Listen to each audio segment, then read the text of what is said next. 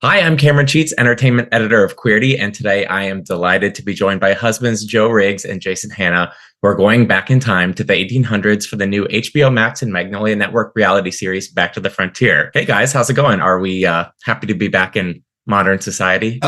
Absolutely. Air conditioning, electricity. Yes. And running water 100%. In the series, you talk a lot about why you might want to do something like this, but I'm really curious to hear how it came about. How did you hear about this opportunity? Who was more invested from the jump? Who took more convincing? I want to know that whole story. I took the lead on kind of the application process. When I first saw the flyer on social media, there was a gay couple on the flyer.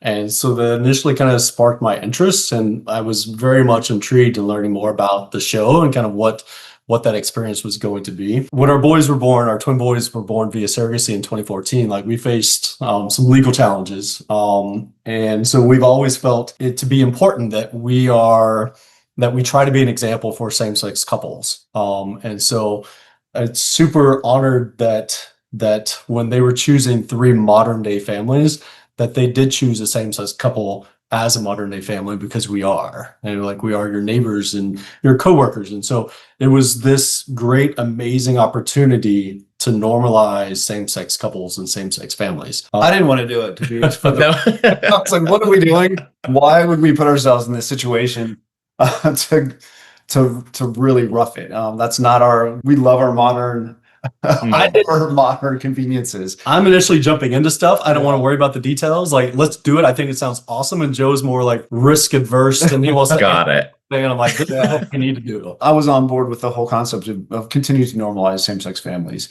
I think through our Instagram, through our $2 Dads account, that's one of the reasons we put ourselves out there, because of our adoption issues and feeling the need that other families have other struggles still in other states. So it was just important for us to continue to spread that message. Have either of you done anything like this before? Are you campers? Are you the outdoorsy type? Do you consider yourself fans of nature?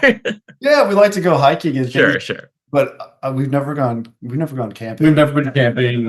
No. We don't camp in the backyard. Like, No, not even that. Right. Not really our cup of tea. We went glamping once, but that's the extent of it. Were there certain considerations or concerns over how your boys might take to this and how they might react? We definitely had our challenges. Ethan and Lucas were not 100% on board going into it. I think they were intrigued by the potential experience of having barnyard animals and things of that extent. But the idea of giving up their summer to go live on the frontier was not their first choice. We had a lot of challenges, as any parents would, with 10-year-old boys and fully immersing them with essentially the basics. One of the huge takeaways is learning how resilient we are, but even more resilient how our boys are, and kids in general, in terms of putting them in a situation and they're learning how to be kids. Like, they're out there 1880s kids, yeah. 1880s kids. They're whittling sticks and they're building forts, and eventually they're taking on new chores and responsibilities and managing the barnyard animals. And so, like, the adaptability of us and our boys, like, I'm very proud of what they accomplished on the frontier. And our boys were the youngest of all the kids. I was gonna say, two other families. At 10 years old, the boys had no filter. They're so funny. They have some real zingers towards us. It's just great. Which is funny because the other kids are a little bit older, so they kind of have more of a filter, and our boys do not. They're authentic as we are as well. Yeah. It'll be fun to watch. yes, yeah, that's reality television for you. That's really funny. I think it's so amazing to see you and your family on TV. I think given just how divided the culture can feel right now, it's so important for you to represent. And as you have been doing, I think there's potentially a lot of people tuning into this series that maybe don't otherwise see gay representation, queer representation on TV, beyond the fact that you're a family just like any other. What do you hope these audiences might take away from watching your family go through this experience? I think the casting of the show and the three different families and how different we all are, but those differences like you have to put those aside, living on the frontier in the 1880s, and you had to learn how to work together as a community in order to be successful. So while we didn't always get along with our neighbors, but we also learned that we needed them in order to thrive, and to prove up our homestead at the end of the experience. So it's really learning that like we are really all in this together. That's one of the things, even in the episodes I've seen, that I was really amazed by and maybe didn't really consider going into it, was just that you don't each have your own television show off to the side. You're all coming together at every chance. And, you know, sometimes you have no other choice but to lean on your neighbor. And I was so fascinated by these small moments where the fact that you are gay made things a little bit different for you. There's that point at the beginning where you have to choose the head of the household. And as we learn, the tradition is that is the male of the family. But for you two, that's a decision to be had. Do you think that you had any specific advantages or disadvantages or perspective on this going into it that maybe set you apart? Yeah, I think being a same-sex couple was a big advantage. Both do work out too. So we had a physical advantage too. And at home, we don't have specific roles. If there's whatever needs to be done, whether it's laundry or cooking, we both jump in. So we looked at that as a strength, that no matter what was thrown at us on the frontier, we'd be able to both tackle it. There's so much work to do on the frontier that you have to divide and kind of conquer.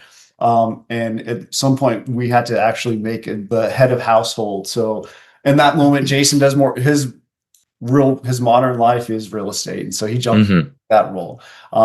And then when there were some things to do around the house, like I tend to be more handy, and so I did some like woodwork around the house. And then we had to make a decision at one point where I had to go to the field and I had to basically sow a crop and work the land. And then Jason took the female gender role and had to then take care of the boys and cook. And you had a fun eye-opening experience with that. I think as a same-sex couple, we definitely had our advantages. We also learned that we couldn't be the team that we normally are in the 21st century. I mentioned like we had to divide and conquer because there's so many chores and responsibilities that had to be done on a daily basis that we could no longer stay together and attack one chore. While we do so much together in the 21st century in terms of managing our own lives, that sometimes we have to divide in order to be successful and conquer it.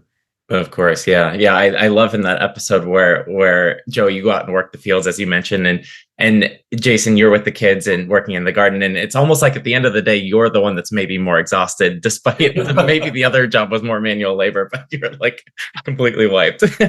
I will say, taking on the female gender role, that I learned that the homestead really revolved around women. The ones that were really making the homestead work, because while the man went out and did the physical labor, like the women had to stay home and take care of the children, the garden and water and laundry and dishes and everything else. And then we were still expected to have food on the table when the husband came home from the field. So without the women in the backbone of the homestead, like homesteading would not have been successful, in my opinion. Was there an aspect of this that felt the most challenging that you didn't anticipate, or just the way that you as a family sort of reacted to certain things? What really just took you by surprise? I was surprised how adaptable we were. Yeah. We got to a point where you have choices, whether you let things drive you crazy or you accept them. I think of like our mice in our cabin. We could hear them running around at night on the wood floor. And it got to a point of like, at first we were going to try to trap them, but then we realized, are they really causing any issues? No. So we just kind of got used to them and they became our roommates, basically. The mice in our outhouse as well. It surprised me that we were able to accept some of the things that we'd never accept in our life. We took it in stride. We had to. And I also feel like we probably have underestimated Ethan and Lucas in the 21st century. I think going into the frontier, learning and watching how resilient they are, and how quickly they can adapt to new situations. I go back to when we were first getting in the frontier and we had to give away our modern day clothes, and we had to put in the 1880s, like our boys hated everything. But within a couple days, they were not leaving the cabin without their hats on. And it's like, it just adapt. And it's like, they're just resilient. And then they just learn how to be kids on the frontier. I felt like those outfits really worked for the two of you specifically. I was like, oh yeah. And the scruff we were getting, it was good. It was working for you guys. I don't know if it's coming back anytime soon. No. Yeah, you're like, we'll leave that on the frontier. We actually just recently, as a country, celebrated the 10th anniversary of the legalization of same-sex marriage. And again, I know that's been a big part of your journey, especially so that you two could be recognized not just as partners, but as fathers. And I think reflecting on the decades since then, in your lives since then, what do you hope audiences can take away from watching you both on social media and on this series? It was fascinating to learn that queer homesteaders existed. Like that's how a lot of folks kind of escaped really being ostracized in cities. They would go to the frontier as a couple. So it was a common thing back then. And it's kind of the resilience of LGBT folks then, as well as it continues to be into the modern times as well. Being able to call him my husband, that title means everything. Like, he's not just my boyfriend, he's not just my partner. Like, we are legally husbands. And so that definition of that relationship, it really solidifies our relationship, but it solidifies us as a family. And that's something where Ethan and Lucas, as they grow up, they know that they're growing up in a society that is continuing to evolve, but legally recognizes our family as well as our marriage. I'm just curious if there's any like practical skills that either of you say you learned through that process that you've like actually taken and applied to your lives since. I think realizing our food source, probably one of the most important, because living on the frontier, we ate as if we were homesteaders. So like, we didn't have pizza on a Friday night after. It was one of those, like, we authentically ate off the frontier. And so like learning how to eat clean, but also recognizing where the food actually comes from, from our nerd animals. So I think it gave us a whole new level of appreciation of the food chain, and our dietary intake. Yeah, I feel like we cook more. I don't do a lot of shortcuts I used to, like buying frozen sliced onions or something. Like, we chop our own, and our boys now actually cook a lot more too. That's incredible. We had to cook on the frontier every day, and so we learned new things. Living on the frontier, we didn't have radio or music or any outside options. Like, living in that 600 square foot cabin, it was the four of us. And so the one-on-one time that we had, whether it was playing cards or dominoes or sweeping the mud out of the cabin because it was dirty, it's the one-on-one time that really makes the memories. And so we've continued that in the 21st century of, like, it really is maximizing our time with Ethan and Lucas. That's so beautiful. That's such a great lesson to take away from this. Well, again, we're so grateful to have you, out there. We're so grateful you did this experiment. It's so cool to see you guys and your family on the show. And I can't wait to see the rest of it, see where it all goes. So thank you so much for the time. Joe and Jason, really nice to talk to you today. Thank you as well.